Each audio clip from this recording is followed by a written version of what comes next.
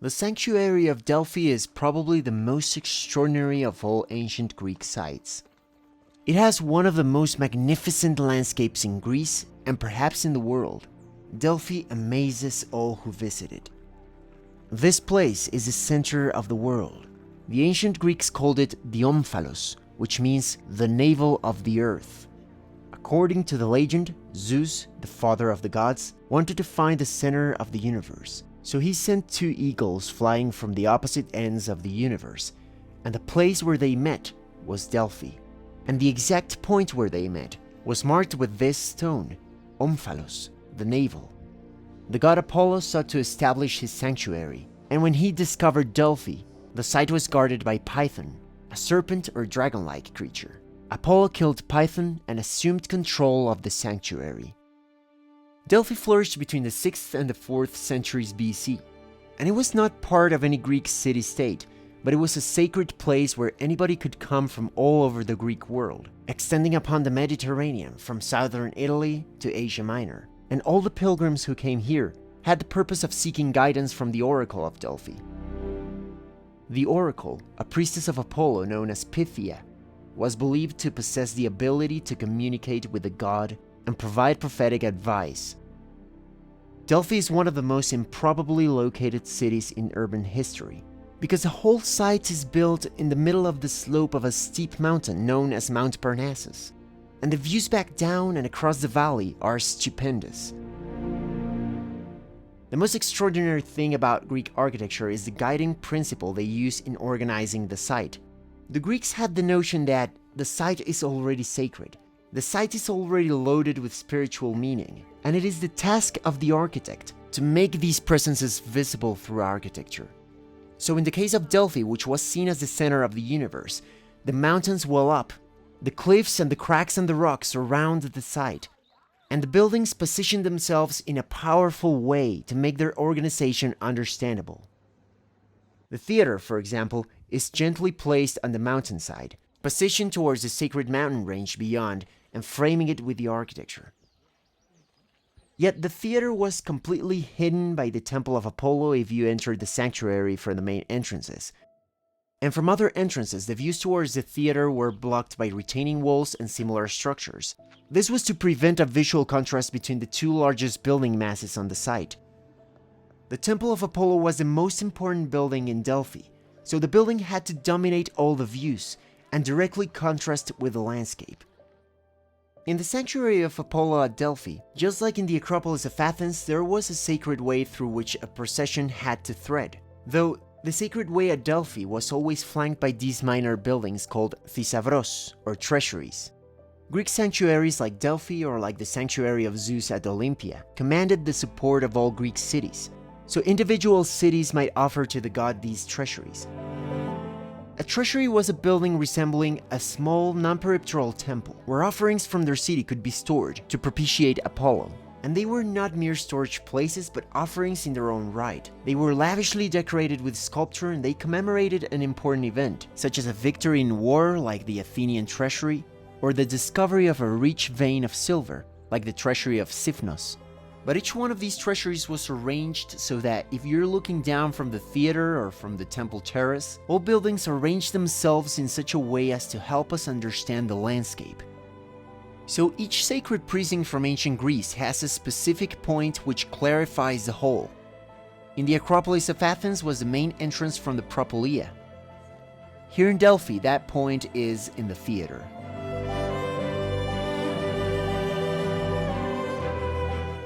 Now, the reason there was a theater in the sanctuary is that theater in ancient Greece was almost part of their religion. It was connected to their religious practice. So it was important that the theater found a place in the landscape that needed to be clarified.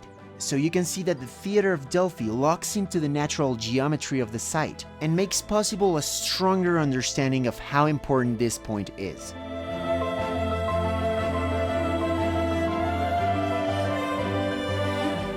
Good design is not perfectly systematic. Oddities can be enriching and humanizing aspects in a project. And the way you engage Greek buildings is as objects in the round. They're not too driven by rules like Roman urbanism would be. Greek urbanism is all about the dissolution of the individual into nature, becoming one with nature.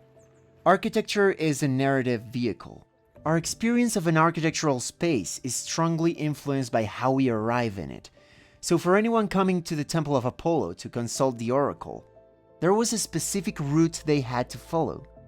You arrive from the eastern side and you pass through a small temple complex dedicated to Athena Pronea. Pronea means the one before, as you had to walk by this precinct before you arrived at the sanctuary of Apollo. This complex was known as Marmaria because of the use of marble as a main construction material. Within this precinct, there were 2 temples dedicated to the goddess Athena, there were more treasuries, and some altars for sacrifices, and in the middle there was the Tholos of Delphi. A tholos was a building with a circular plan. It was surrounded by 20 Doric columns, and its interior was decorated with Corinthian columns. Its use is unknown, but part of the building stands today as one of the most iconic structures from Delphi, as its presence is complemented by the breathtaking panoramic backdrop of the surrounding landscape. Just imagine how spectacular it would have looked in antiquity. Next to the Marmaria temple complex, there was the Gymnasium, a training ground for athletes. This is the oldest gymnasium from ancient Greece that still exists. Here, athletes prepared for the Pythian Games, a prominent athletic and cultural competition held at Delphi. So just like in Olympia they had the Olympic Games, in Delphi they had the Pythian Games, and they were celebrated at the stadium, which is located to the northwest of the sanctuary of Apollo. The stadium was in the highest part of the site, and it is one of the best preserved ancient stadiums in Greece, so it's easy to imagine how extraordinary it would be to witness the competition under this overwhelming cliffside. As you continued your way from the gymnasium towards the sanctuary, you would encounter the Castalian Spring. All visitors stopped here to wash themselves and to drink water. It's also here that the priests cleaned themselves before interpreting oracles. After the Castalian Spring, you would continue your way until you arrived at the entrance of the Temenos. The Temenos was the name of the walled precinct of Delphi, the land consecrated to Apollo, the sanctuary proper, and it was typically entered through the southeastern gate, where you would follow the sacred way flanked by altars, statues, stoas, and treasuries until you finally got to the Great Temple. A good building reveals different things about itself when viewed from different distances. So seeing the Great Temple from the distance as you got closer through the sacred way, you would see the temple as a single object integrated into the landscape. But as you get closer to it, and the view of the temple is presented from different angles, the temple is momentarily screened from view by other structures, and then revealed again from a different angle or with a new interesting detail. Visitors are diverted unexpectedly to create intrigue or even momentary lostness, and then they'd be rewarded with other interesting views of the temple.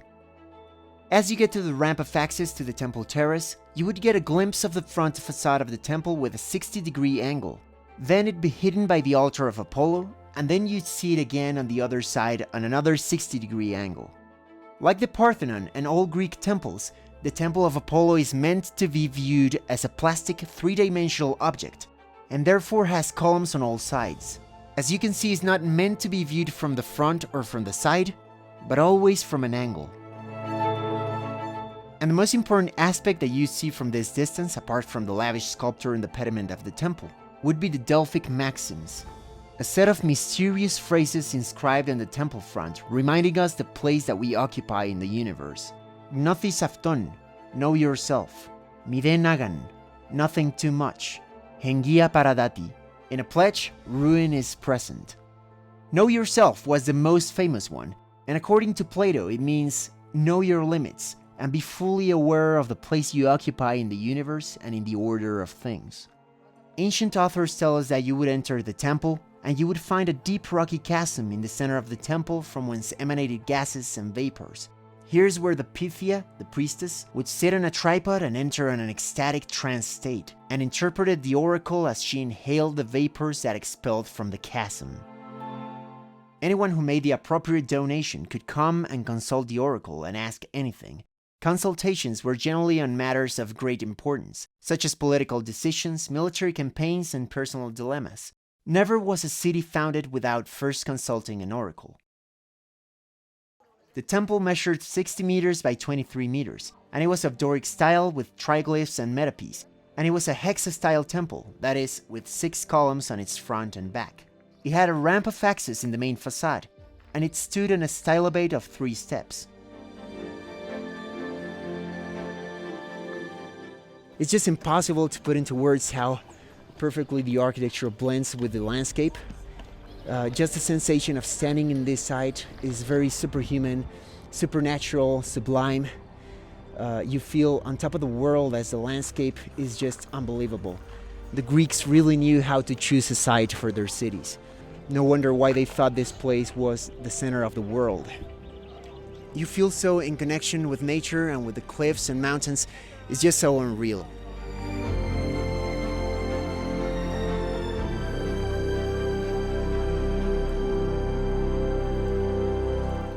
With the expansion of the Roman Empire, the era of the Pax Romana reached Greece.